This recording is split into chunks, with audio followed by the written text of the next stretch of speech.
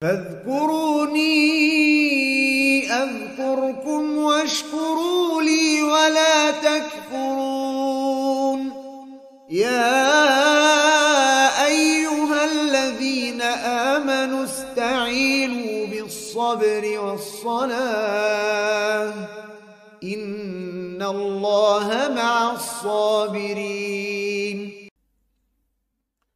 Ma akhbara bihi Nabi sallallahu alaihi wasallam min amril jannah wan nar wal ba'thi wal hisab wa fitnatil qabri wal haudi wa syafa'atin Nabi sallallahu alaihi wasallam fi ahlil kabair. Apa yang dikabarkan oleh Nabi Muhammad sallallahu alaihi wasallam tentang surga, neraka, adanya kebangkitan, adanya hisab, dan fitnah kubur, serta tentang telaga beliau dan syafaat beliau sallallahu alaihi wasallam untuk para pelaku dosa besar dari umat beliau yang tidak berbuat syirik. Fa inna hadhil usul kullaha muttafaqun 'alaiha baina ahli sunnati wal jamaah. Maka ini termasuk pokok-pokok akidah yang semuanya disepakati di antara ahli sunnati wal jamaah. Artinya tidak boleh ada perbedaan pendapat kita dalam meyakininya. Wajib kita meyakini semua yang dikabarkan oleh Nabi sallallahu alaihi wasallam, termasuk di dalamnya meyakini fitnah kubur, meyakini adanya ujian bagi seorang hamba yang akan ditanyakan oleh malaikat Munkar dan Nakir. Ini termasuk perkara yang disepakati di antara ulama ahli sunnah. Dan mengingkari apa yang telah disepakati para ulama adalah kesesatan, bahkan kekufuran. Kalau seseorang sudah tahu betul itu ajaran Islam, tapi dia masih mengingkarinya, maka itu termasuk kekufuran.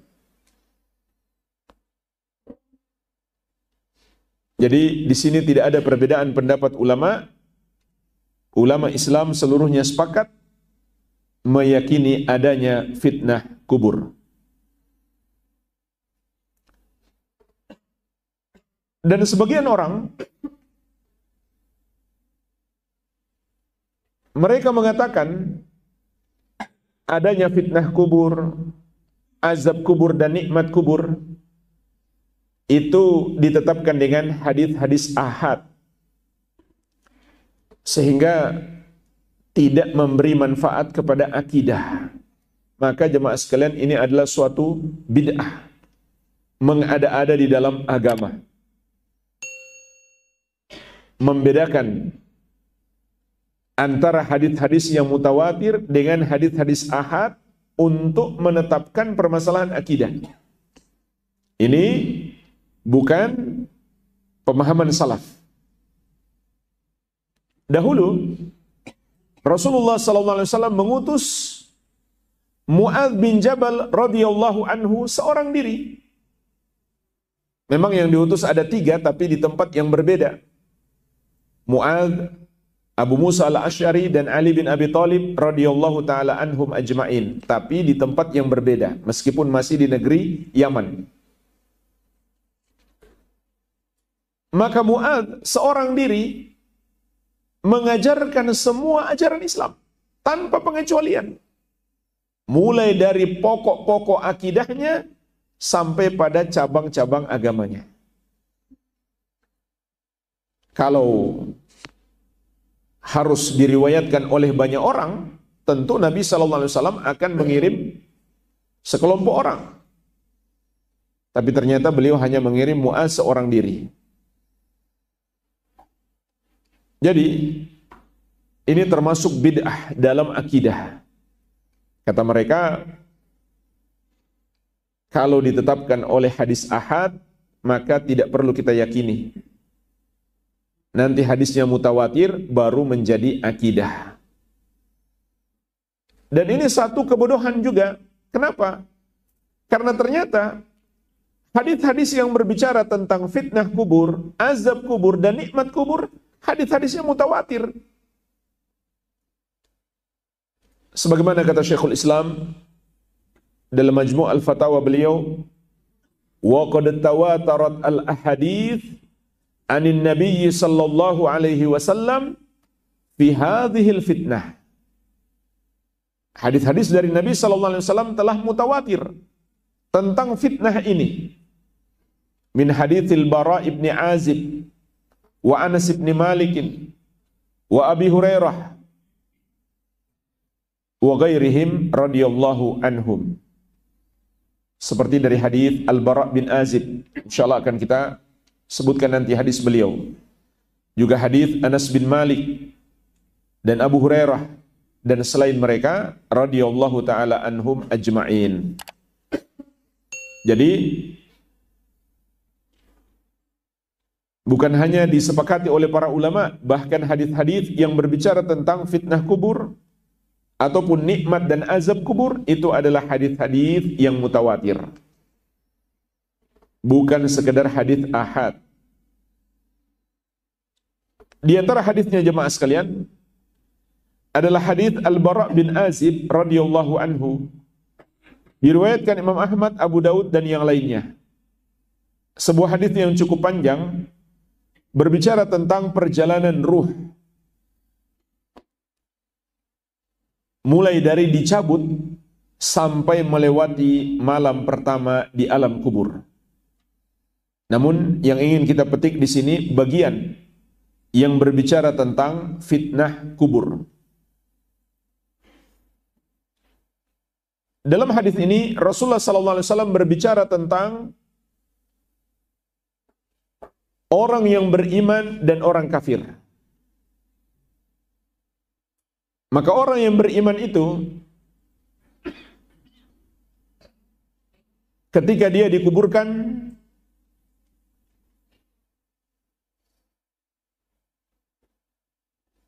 dan orang-orang yang meninggalkan kuburannya pergi, fa innahu yasma'u khafqa ni'ali ashabihi idza wallau anhu mudbirin.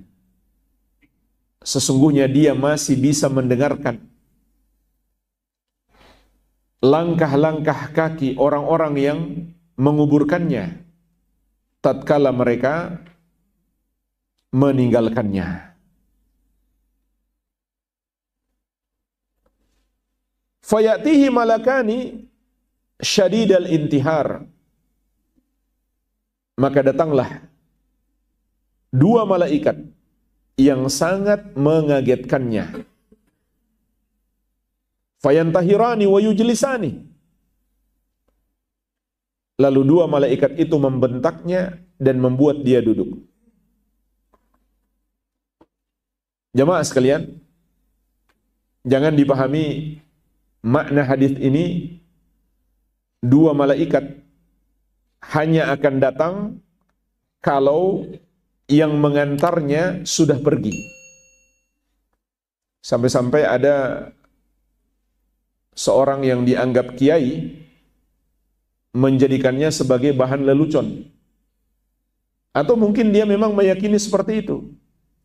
Dia mengatakan si fulan yang dia yakini sebagai wali Allah sampai hari ini sudah bertahun-tahun dikuburkan, malaikat Munkar dan Nakir belum datang-datang. Kenapa? Orang berziarah ke kuburannya nggak putus-putus. Tidak seperti itu memahaminya.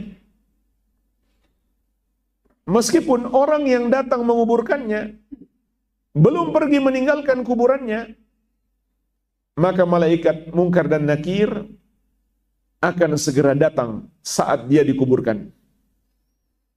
Sebagaimana juga disebutkan dalam riwayat yang lain, setelah selesai penguburan, Rasulullah SAW langsung mengatakan kepada para sahabat, "Istaghfiru li akhikum, wasalu lahu tathbit, fa innahu al-an yus'al."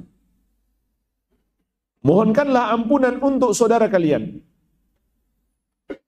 Dan mintakanlah kepada Allah at-tathbit,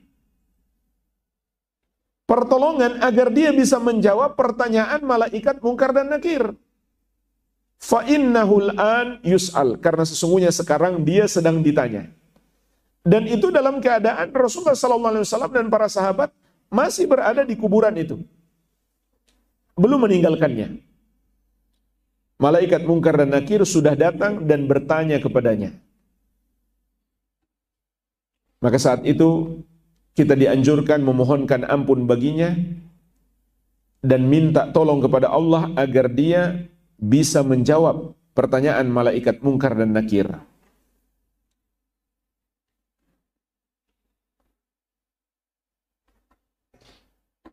Fayakulani lahu, maka kedua malaikat itu bertanya kepadanya, Man rabbuka, ma dinuka, man nabiyuk. Siapa Rabbmu?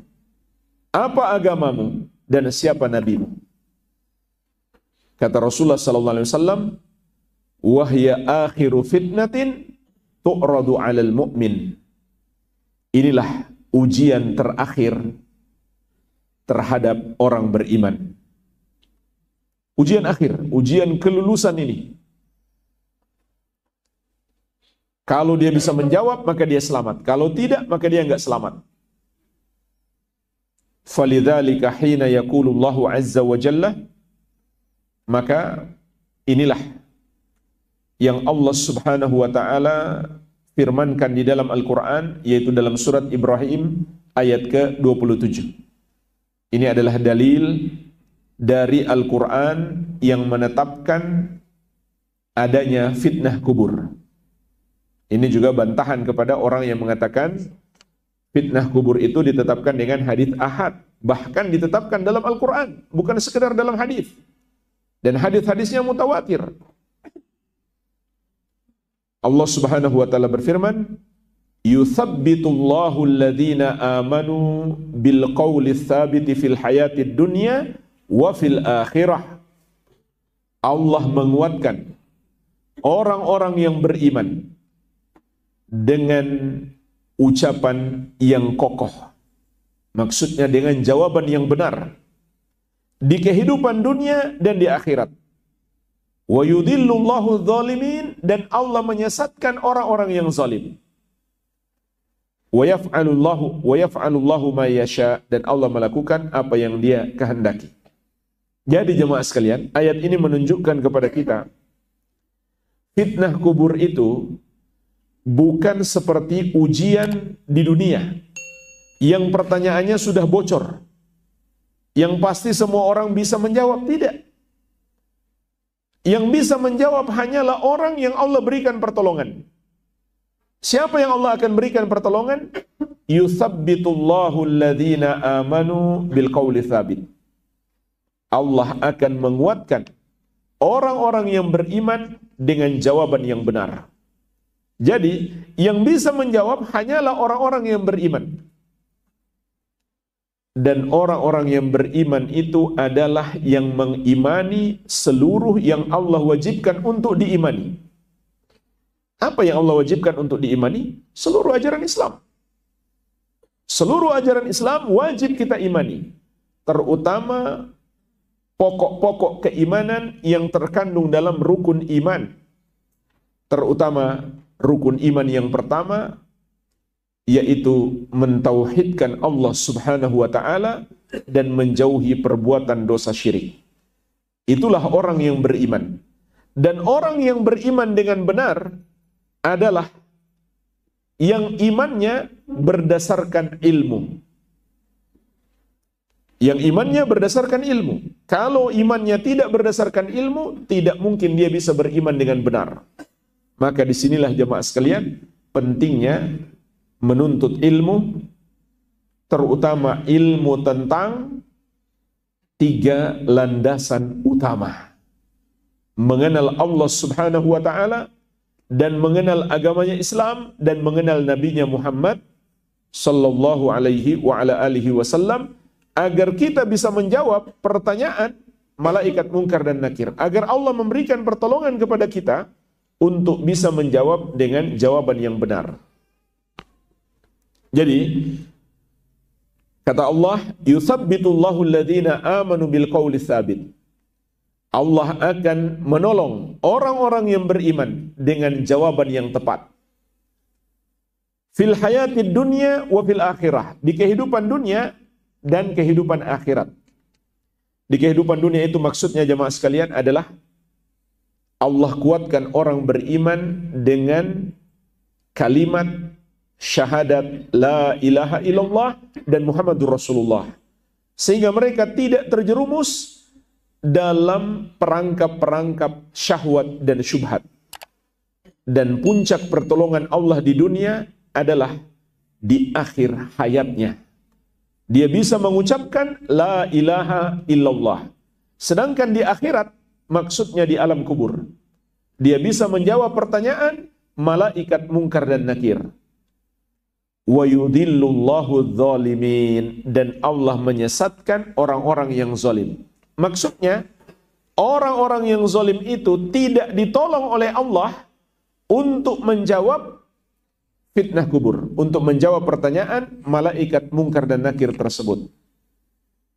Jadi, hanya orang yang Allah berikan pertolongan yang bisa menjawabnya, yaitu orang yang beriman, yang imannya benar, yang dibangun di atas dasar ilmu.